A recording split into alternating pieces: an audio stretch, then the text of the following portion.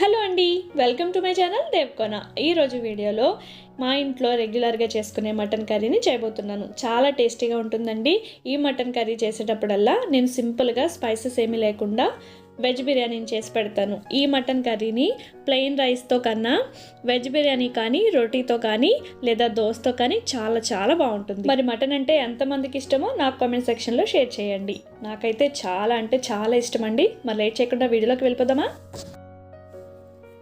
ఇక్కడ నేను half KG దాకా మటన్ తీసుకున్నానండి. మటన్ని శుభ్రంగా క్లీన్ చేసేసుకుని సాల్ట్తో వాష్ చేసుకుని పెట్టుకున్నాను. ఇప్పుడు ఇందులోకి హాఫ్ టేబుల్ స్పూన్ పసుపు, రుచికి సరిపడా సాల్ట్ వేసుకుని బాగా వీటన్నిటిని కూడా ఉప్పు పసుపు బాగా కలిసేటట్టుగా 3 నిమిషాల పాటు బాగా కలుపుకోవాలి. ఇలా కలుపుకున్న మటన్ని ఒక అరగంట పాటు పక్కన పెట్టుకోవాలి. ఈ మటన్ నానుతుంది కదా, ఈలోపు ఇందులోకి టేస్టీగా ఉండే గ్రేవీ మసాలాని ఎలా చేసుకోవాలో చూసేద్దాం. దానికోసం మిక్సీ జార్లో ఒక పావు ముక్క కన్నా చిన్నగా ఉండే ఎండు కొబ్బరిని తీసుకుని చిన్న ముక్కలుగా కట్ చేసి వేసుకోండి. నెక్స్ట్ ఇందులోకి పావు టేబుల్ స్పూన్ మిరియాలు, అలాగే 1 టేబుల్ స్పూన్ జీలకర్ర, హాఫ్ టేబుల్ స్పూన్ దాకా ధనియాలు, 5-6 జీడిపప్పులు, 2 ఇంచుల దాల్చిన చెక్క, 6 లవంగాలు, 2 ఇలాచి, అలాగే ఒక అనాస పువ్వు వేసుకోండి.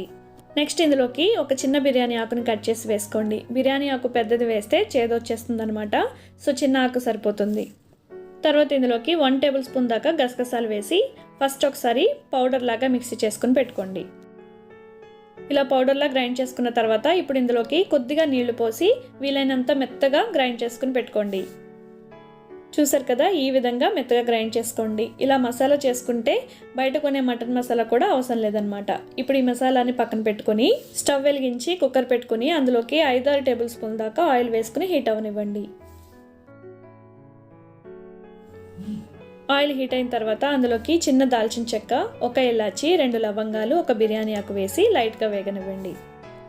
ఇవి వేగాక సన్నగా తరిగి పెట్టుకున్న పచ్చిమిర్చి, అలాగే 2 పెద్ద సైజు గల ఆనియన్ని ఇలా చిన్న ముక్కలుగా కట్ చేసి వేసుకోండి. ఆనియన్స్ లైట్ బ్రౌన్ వచ్చేంత వరకు వేపుకోవాలి. ఆనియన్స్ వేగాక అందులోకి 2 టేబుల్ స్పూన్ల దాకా అల్లం వెల్లుల్లి పేస్ట్ వేసి పచ్చివాసన పోయేంత వరకు ఫ్రై చేయండి.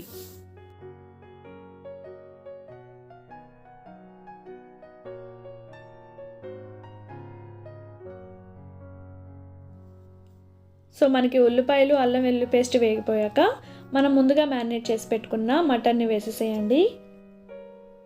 మటన్ వేసిన తర్వాత ఒకసారి అంతా బాగా కలుపుకొని అందులోకి 2 టేబుల్ స్పూన్ల దాకా కారం వేసుకుని మటన్కి కారం అంతా కలిసేటట్టుగా బాగా మిక్స్ చేసుకోండి.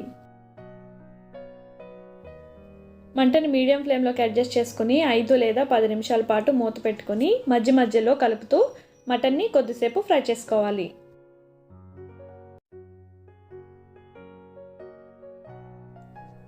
మటన్ మనకి పూర్తిగా ఉడకాల్సిన అవసరం లేదండి, జస్ట్ కొంచెం సాఫ్ట్గా అయితే సరిపోతుంది. ఆ తర్వాత ఇందులోకి మనం ముందుగా చేసి పెట్టుకున్న మసాలా పేస్ట్ని మొత్తాన్ని కూడా వేసేసి మీడియం ఫ్లేమ్లో ఒక 5 నిమిషాల పాటు కలుపుతూ మసాలా పేస్ట్ని కలుపుకుంటూ ఉండాలి. సో మనకి పచ్చివాసన అంతా పోవాలన్నమాట, అంతవరకు బాగా కలుపుతూనే ఉండండి. మసాలా పేస్ట్ వేగిన తర్వాత తగినన్ని వాటర్ని యాడ్ చేసుకొని ఇప్పుడు టేస్ట్కి తగ్గట్టు ఒకసారి సాల్ట్ చూసుకొని వేసుకోండి. ఇప్పుడు అందులోకి ఫ్లేవర్ బాగుంటుందండి, సగం కొత్తిమీర కట్టని కట్ చేసి వేసుకోండి. ఇప్పుడు వీటన్నిటిని కూడా తిరిగి ఒకసారి మిక్స్ చేసుకొని కుక్కర్ మూత పెట్టి 8 నుంచి 10 విజిల్స్ వచ్చేంత వరకు కుక్ చేసుకోవాలి. అంటే మనకి మటన్ ముదురుగా ఉంటుంది కాబట్టి 8 నుండి 10 వేయించుకుంటే సరిపోతుంది. సో నేనైతే 9 విజిల్స్ వేయించుకున్నానండి. తర్వాత స్టవ్ ఆఫ్ చేసుకొని ప్రెషర్ అంతా పోయిన తర్వాత మూత తీసి చెక్ చేయండి. మటన్ మరీ వాటరీగా ఉందనుకుంటే మళ్ళీ తిరిగి స్టవ్ వెలిగించి 2-3 నిమిషాలు కుక్ చేసుకోవాలి. లేదంటే గ్రేవీ మీకు సరిగ్గా సరిపోయింది అనుకుంటే ఇంకా కుక్ చేయాల్సిన అవసరం లేదనమాట. చూడండి, గ్రేవీ కన్సిస్టెన్సీ ఇలా ఉండేటట్లు చూసుకోండి. చల్లారిన తర్వాత ఇంకొంచెం దగ్గర పడుతుందన్నమాట. సో ఇలా ఉన్నప్పుడే కర్రీని దించేసుకోవాలి. సో చూసారు కదా, ఈ మటన్ కర్రీ నేను ఆఫ్టర్నూన్ వెజ్ బిర్యానీతో కాంబినేషన్గా చేస్తూ ఉంటాను. మీకు నచ్చిందని అనుకుంటున్నాను. అయితే ఓసారి మీరు కూడా ఇలా ట్రై చేయండి. ట్రై చేసిన తర్వాత మీకు ఎలా కుదిరిందో నాకు కామెంట్ చేయండి. ఇలాంటి సింపుల్ అండ్ టేస్టీ రెసిపీస్ కోసం మన ఛానల్ని సబ్స్క్రైబ్ చేసుకోండి. అలాగే ఈ వీడియో నచ్చితే లైక్ కొట్టడం మాత్రం మర్చిపోవద్దు. మరి ఈ వీడియోని మీ ఫ్రెండ్స్ అండ్ ఫ్యామిలీస్కి షేర్ చేయండి.